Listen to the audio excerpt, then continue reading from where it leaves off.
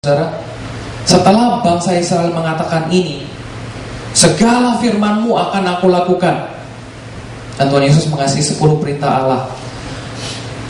Baca di sini saudara, Keluaran 32. Segera, saya kasih tebal di sini. Segera juga mereka menyimpang dari jalan yang kuperintahkan kepada mereka. Mereka telah membuat anak lembu tuangan dan kepadanya. Di sini katakan segera. Jadi setelah mereka menaruh hope pada kedagingan mereka, saya bisa melakukan ini, gampang, saya bisa Tuhan, saya bisa. Apa yang terjadi? Segera setelah itu mereka langsung jatuh dalam dosa, saudara. Lain kalau ceritanya, kalau mereka bilang, wah, dengan Yesus pasti saya bisa. Mungkin gak akan terjadi seperti ini. Tetapi karena mereka menaruh harapan kepada kedagingan mereka, that's what happened, saudara. Sudah tahu mengapa bangsa Israel, of course waktu mereka keluar dari Mesir, mereka membawa emas, mereka membawa harta. Kenapa sebelum itu, sebelum mereka mengatakan ini, mereka nggak membuat atau membuat lembu emas? Sudah pernah mempunyai pertanyaan seperti itu? Kenapa waktu di Marah tadi, kenapa waktu di Elim, kenapa waktu di Horeb mereka nggak membuat lembu emas? Aneh kan? Kenapa mereka membuatnya waktu saat ini? Jawabannya ada di sini, saudara.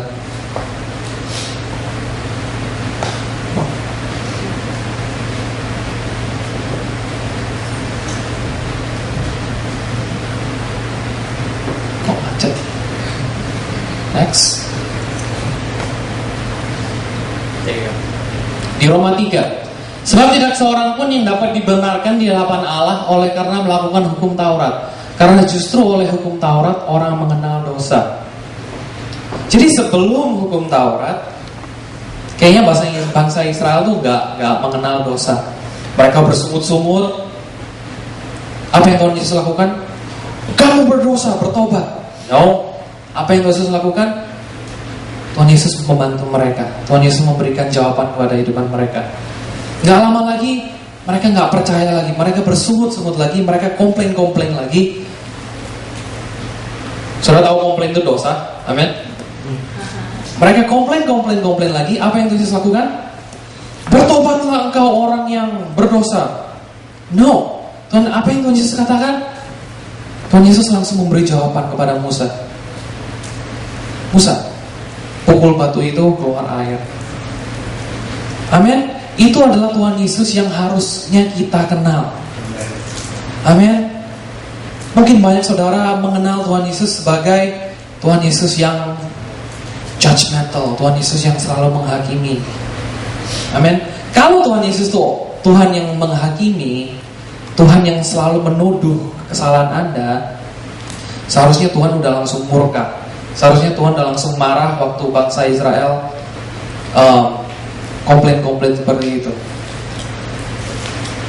Kalau saya jadi Tuhan, wah, udah dipimpin keluar dari bangsa Mesir, udah dibebaskan supaya nggak diperbudak lagi, udah melakukan semuanya, komplain lagi, nggak bisa gitu inget apa yang aku udah lakukan gitu ya, nggak bisa inget, nggak ingat apa yang aku udah lakukan selama ini.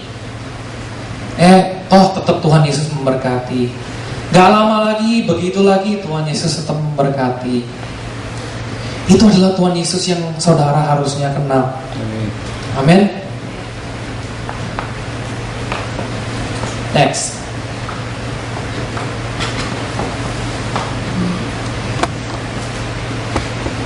Roma 7. Sebab waktu kita masih hidup dalam daging, hawa nafsu dosa yang dirangsang oleh hukum Taurat bekerja dalam anggota-anggota tubuh kita agar kita berbuah bagi maut. Ayat ini sangat powerful, saudara. Di sini dikatakan waktu kita masih hidup di dalam daging, which is sekarang ini, saudara masih hidup dalam daging, saudara punya daging. Daging itu adalah lemah, amin. Yang dirangsang oleh hukum Taurat Jadi daging kita itu dirangsang oleh hukum Taurat, bekerja dalam anggota-anggota tubuh kita agar kita berbuah bagi maut. Berbuah bagi maut. Sangat berbahaya saudara-saudara kalau flesh kita ini dirangsang oleh hukum Taurat. Apa yang akan terjadi? Kita akan berbuah maut. Saudara mau dirangsang oleh hukum Taurat? Jangan mau saudara-saudara. Ada satu contoh lagi, Petrus. Saudara mengenal Petrus, murid Tuhan Yesus, terkenal sebagai orang yang kuat, sebagai orang yang bisa segalanya. Kita baca aja Markus 14. Kata Petrus kepadanya, biarpun mereka semua tergoncang imannya, aku tidak. Lalu kata Yesus kepadanya, aku berkata kepadamu, sesungguhnya pada hari ini, malam ini juga, sebelum ayam berkokok 2 kali, engkau telah menyangkal aku 3 kali. Tapi dengan lebih bersungguh-sungguh Petrus berkata, apa saudara? Sekalipun aku harus mati bersama-sama engkau, aku takkan menyangkal engkau. Semua yang lain pun berkata demikian juga. Di sini Petrus sangat sombong saudara. Dia menaruh harapannya di kedagingan dia. Dia mengatakan, biarpun yang lainnya tergoncang imannya, saya nggak akan. Wah, emang dia siapa gitu ya, bisa mengatakan seperti itu. Apa yang Tuhan Yesus katakan? Bukan, Tuhan Yesus mengatakan apa? Petrus, engkau muridku yang terbaik, engkau, wah, hebat. Enggak saudara, apa yang Tuhan Yesus katakan? Sesungguhnya engkau akan menyangkal aku 3 kali. Dan apa yang Petrus katakan setelah itu? Malah dia lebih bersungguh-sungguh mengatakan, sekalipun aku mati bersama engkau, aku gak akan menyangkal engkau. Sekali lagi dia menaruh harapan di dalam kedagingan dia, di dalam kehidupan dia sendiri. Dia menaruh fokus kehidupan dia kepada dirinya sendiri. Itu adalah sesuatu yang salah. Anda ingat tadi bangsa Israel, waktu mereka, the moment mereka menaruh harapan pada kehidupan dia sendiri, apa yang mereka lakukan? Mereka jatuh dalam dosa. Mereka membuat lembu emas. Kenapa mereka sebelum itu mereka nggak membuat lembu emas? Karena mereka nggak mengenal dosa. Karena mereka selalu bergantung kepada Tuhan. Bergantung kepada Tuhan, ngomel-ngomel, lebih baik daripada Anda bergantung pada diri Anda sendiri. Amin. Di sini contohnya begitu jelas, saudara. Bangsa Israel selalu bergantung kepada Musa, selalu bergantung kepada Tuhan. Tuhan gak ada air, marah, komplain, Tuhan kasih. Tuhan lapar, kita mau mati di sini, Tuhan kasih mana.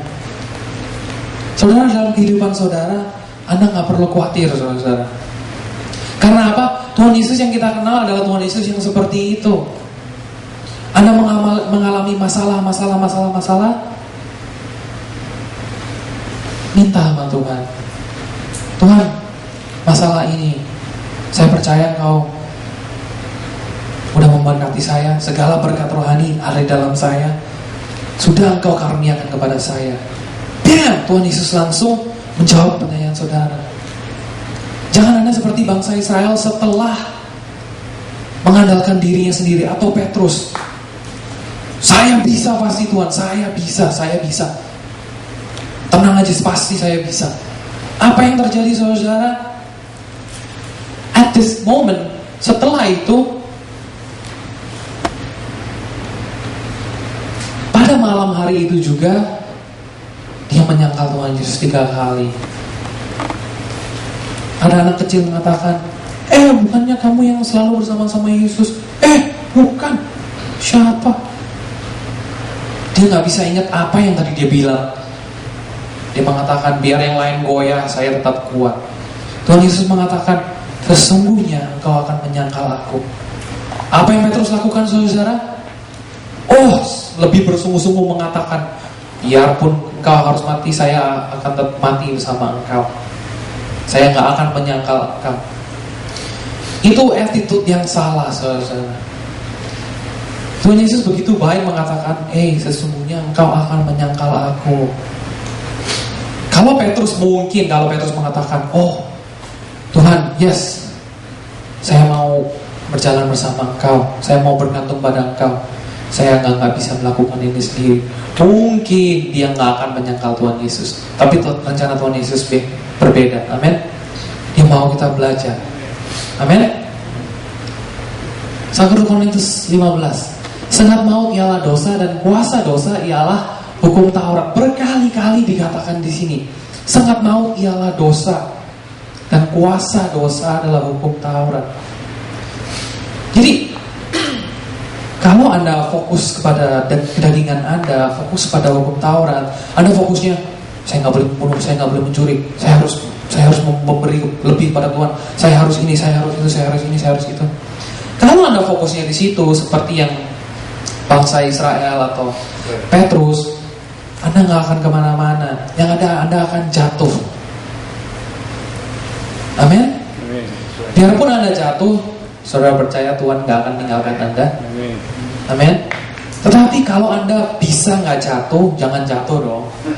Amin. Tuhan Yesus begitu baik. Bangsa Israel komplain, dia selalu bantu. Kalau Anda lihat ada lubang di sini, ya jangan jatuh dong. Right? Kita diciptakan Tuhan sebagai makhluk yang sempurna, sebagai ciptaan yang diberkati, yang sudah dikaruniai oleh semua berkat rohani. Amin. Di sini Roma 7 ayat 18. Sebab aku tahu di sini Rasul Paulus. Di sini adalah contoh yang benar, saudara-saudara.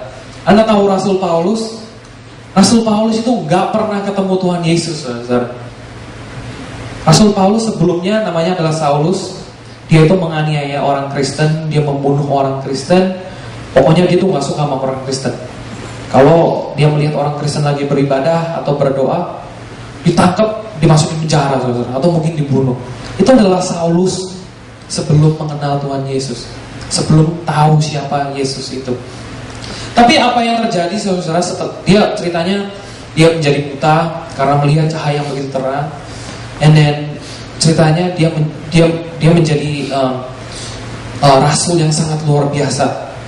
Amin. Ini orang yang belum pernah ketemu Tuhan Yesus mengatakan seperti ini. Sebab aku tahu bahwa di dalam aku, yaitu di dalam aku sebagai manusia, dikatakan sini sebagai kedagingan, tidak ada sesuatu yang baik. Sebab kehendak memang ada di dalam aku, tetapi bukan hal berbuat apa yang baik.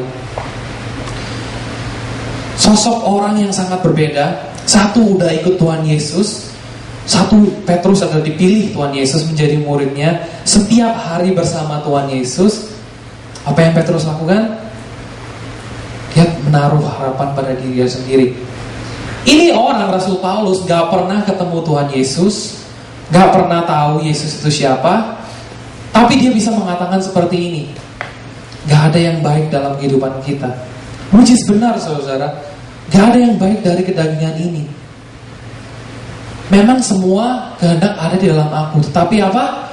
Bukan hal berbuat apa yang baik. Apa yang baik dalam kehidupan saudara adalah Tuhan Yesus. Amin. Tuhan Yesus sendiri yang sudah menebus Anda, yang sudah menciptakan Anda, melahirkan Anda baru untuk semua kemuliaannya. Amin. Amin. Yohanes 16 ayat 33. Semuanya itu mengatakan kepadamu supaya kamu beroleh damai sejahtera dalam aku. Dalam dunia kamu menderita penganiayaan, tetapi kuatkanlah hatimu, aku telah mengalahkan dunia. Of course, semua manusia mempunyai masalah dalam kehidupannya. Amin. Tadi saudara kita Billy mengatakan, biarpun tantangan, masalah, tapi kami mau berdiam diri dalam Tuhan. Amin. Karena hanya dekat Tuhan Yesus kita menoleh damai sejahtera itu. Amin. Ini lalu Pastor Solin mengatakan tentang di Yesaya bahwa dalam kehidupan kita itu bukan gak ada senjata. Itu sangat benar sekali, saudara. Kita baca aja di sini. Setiap senjata yang ditempa terhadap engkau tidak akan berhasil, dan setiap orang yang melontarkan tuduhan melawan engkau dalam pengadilan akan engkau buktikan salah. Inilah yang menjadi bagian hamba-hamba Tuhan dan kebenaran yang mereka terima daripadaku. Demikianlah firman Tuhan. Anda menerima kebenaran firman Tuhan? Amin. Di sini dikatakan bukan gak ada senjata, akan ada senjata yang menyerang saudara, tapi Tapi saudara nggak perlu khawatir.